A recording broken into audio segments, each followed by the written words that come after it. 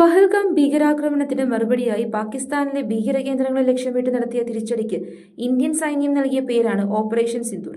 സംവിധായകൻ ഉത്തം മഹേശ്വരി ഓപ്പറേഷൻ സിന്ദൂർ എന്ന പേരിൽ കഴിഞ്ഞ ദിവസം സിനിമ പ്രഖ്യാപിച്ചിരുന്നു. എന്നാൽ കടുത്ത വിമർശനം ഏറ്റുവാങ്ങേണ്ടി വന്നതിന് പിന്നാലെ ഖേദം പ്രകടിപ്പിച്ചിരിക്കുകയാണ് സംവിധായകൻ.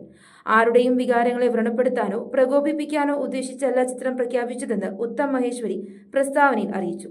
ഇന്ത്യൻ സായുധ സേനയുടെ വിരോചിതമായ പ്രയത്നങ്ങളിൽ നിന്ന് പ്രചോദനം കൊണ്ടാണ് ചിത്രം പ്രഖ്യാപിച്ചതെന്ന് സംവിധായകൻ പറയുന്നു. സൈനികരുടെയും നേതൃത്വത്തിന്റെയും ധൈര്യവും ത്യാഗവും ശക്തിയും വളരെയധികം സ്പർശിച്ചു. ഈ ശക്തമായ കഥ വെളിച്ചത്തു കൊണ്ടുവരാൻ ആഗ്രഹിച്ചു. പണമോ പ്രശസ്തിയോ ആയിരുന്നില്ല ലക്ഷ്യം. എന്നാൽ ചിത്രം പ്രഖ്യാപിച്ച സമയം ചിലർക്ക് അസ്വസ്ഥതയോ വേദനയോ ഉണ്ടായിരിക്കാമെന്ന് മനസ്സിലാക്കുന്നു. അതിൽ അഗാധമായി ഖേദിക്കുന്നുവെന്നും ഉത്തം മഹേശ്വരി അറിയിച്ചു. നിക്കി വിക്കി ബഗ്നാനി ഫിലിംസും ദി കണ്ടന്റ് എഞ്ചിനീയറുമാണ് ചിത്രം നിർമ്മിക്കുന്നത്. ചിത്രത്തിന്റെ പോസ്റ്റർ കഴിഞ്ഞ ദിവസം പുറത്തുവന്നു. സൈനിക യൂണിഫോമിൽ റൈഫിളുമേന്തി പുറംതിരിഞ്ഞു നിൽക്കുന്ന വനിത നെറ്റിയിൽ സിന്ദൂരക്കുറി അണിയുന്നതാണ് പോസ്റ്ററിലുള്ളത്.